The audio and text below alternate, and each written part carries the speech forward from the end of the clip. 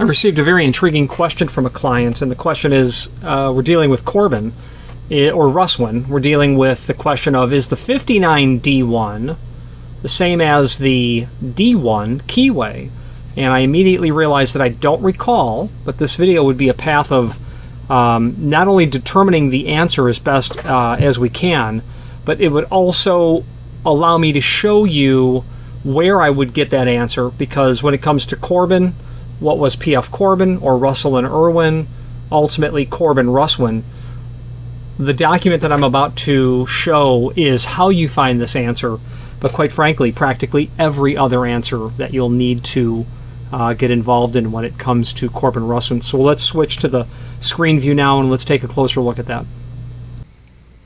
If you are enjoying this video, please click thumbs up or like, and also please consider subscribing to our channel. Let's move on to the rest of the video. Now, the manual that I'm about to show you, I've read through it probably 3 times cover to cover, and I've consulted it countless times. If you find any item in our site that's Corbin Russwin, you'll be able to click the manufacturer's link here, and from that link you'll be able to find the Corbin Russwin cylinder manual. Conversely, if you find the word manufacturers anywhere, you'll be able to get to that manufacturer's page within our site. Control F for the find function, Corbin, and you'll be able to get there as well. So let's find that document. I've already actually opened it, and here it is. So 108 pages, that is an encyclopedic reference, the most complete encyclopedic reference as it pertains to a manufacturer's history, in this case Corbin and Russwin, that details their history going back to the 19th century in terms of their keying evolution. Now, the D1 is inherently a Russwin keyway. And when it comes to this manual,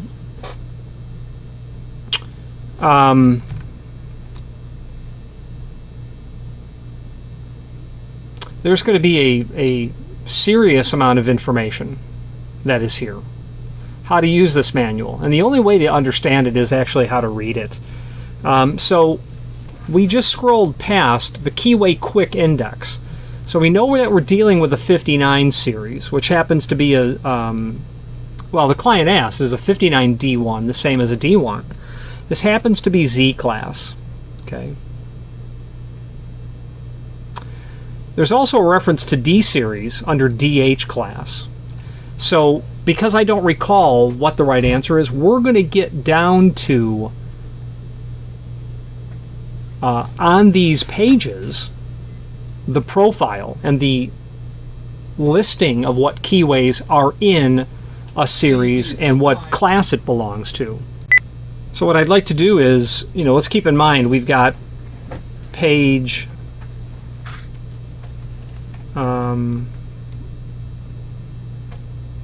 page 15 and page 18. I don't know that that's actually the page number. I'm tempted to say it's over here in 62. Yeah, 62 and 62. Sorry. Yeah, 62 and 62. Let's get to page 62. Here we go.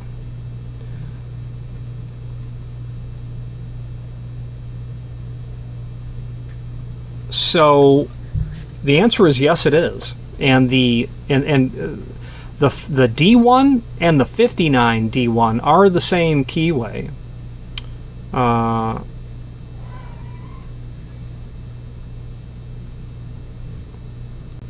Only in the instance that they are working out of the same depth and spacing data. So the answer is they're absolutely not the same keyway, but they're of a similar system in the sense that the depth and spacing data for a 59D1 and a D1 are going to be the same keyway. But this depth and spacing data applies to all of these keyways. Now, I'm saying that they're not the same keyway, and I will now prove it. That page number reference that they were calling out earlier is to certainly the cylinder plug broaching profiles. That quick reference guide talked about page 15, profiles, page 15 and page 18. So let's get to page 15. So the question is 59D1 and D1. Are they the same keyway? So on this page, page 15, is going to show us the Corbin 59 series keyways. They were introduced in 1959. Notice that the multiplex key system incorporates the 60, which replaced the 77 in 1960. Boy, I love how they do it, because it does, when did the shift to System 70 occur? Well, it was in 1970, so it's fun in that regard. A master key system originated on the 60 keyway can be expanded beyond its original scope, although it requires issuing the all section key to do so. Okay, not really that important, but the important part is the 59D1 is right there. So I'm going to rotate this so that we can see it just like this. Now, I'm also going to, if you recall, I think that was page 18 that the D1 was called out on.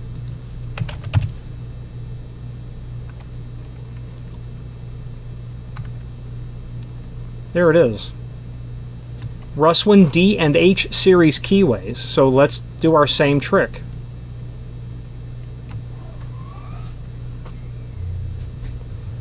So I would ask you, does the 59D1 broaching look like the D1 broaching? And the answer is clearly no, it does not. So those are not the same keyway at all.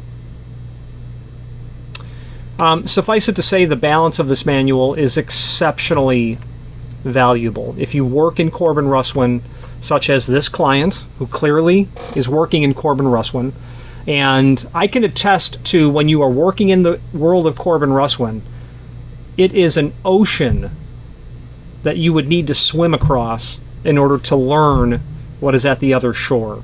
Without swimming that ocean, you're never going to learn it all.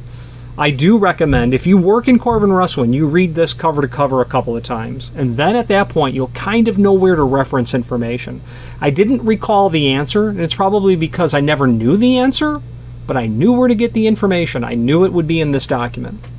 So they're the same in the sense that they share the same depth and spacing data, but they are anything but the same. So the answer is no, they're not. Let's wrap up this video on camera. If you've not hit subscribe yet, we would very much appreciate if you did, and hopefully you're enjoying this video. Now, let's get back to it. I simply wanted to add in conclusion that I've been able to use that service manual for not only the ability to answer questions like this, but use it as a resource document to help me learn how to demonstrate proficiency when it comes to rekeying their system, in particular their large format interchangeable cores, but directly their master ring cylinders. I wrote an article that was published, I think, early in 2021 on master ring. You'll find it in the Aloha keynotes. Actually, I will tell you when that was. From my website, if you got to contact us, wherever that is, there'll be a link to About Us.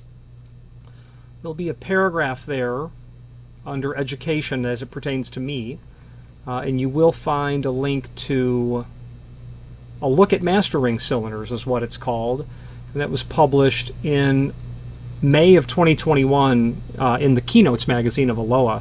The purpose for me pointing that out is that without the original document, it would have been far more challenging for someone like me to understand the concepts, be able to create an article. There were other source documents that I was able to use to great effect when it comes to understanding the technology. Obviously, having master ring cylinders in my hand and figuring out how they work. The two shear line concept was patented in about 1889. I forget the gentleman's name who patented it's probably in my article somewhere. But absolutely, Edward O'Keefe, I'm looking at it, absolutely groundbreaking in the sense of having two shear lines, and how those two shear lines 130 years ago completely solves problems that we have in this modern era. By separating your masters and your TMK from your change key biddings, not only am I not going to be able to decode, looking at change keys, what the master key is, but I'm not going to be able to defeat it using the Dayton method. And it's just a brilliant system that I personally am convinced Frank Best would have been aware of. He would have probably been aware, who patented the small format cylinder in 1921, it was granted. But the point is that the small format interchangeable core has two shear lines. The upper shear line controls the control lug. 30 years earlier, the two shear line concept was patented by Edward O'Keefe, who then sold that patent to P.F. Corbin, who then, ran with it, and the Empire State Building was built with master ring cylinders. And in the Northeast, I understand that you'll find them very commonly. I believe that there's a lot of ignorance about the advantage of them, because I've had people within the industry tell me that they've taken them apart and see that they have neutered the installation by just using long drivers to skip over the master ring shear line. But then there are those who understand completely what the technology was all about and what its advantages are. The point is that service manual allowed me to learn all of that stuff to great effect. So if you work with Corbin or Russwin, that's going to be something you'll want to not only bookmark, but go through at least once or twice so you're familiar with where to find the answers. Thank you. Again, thank you for watching, and if you've enjoyed this video, please click thumbs up, please subscribe, and maybe even send the video to someone that you know. Thank you.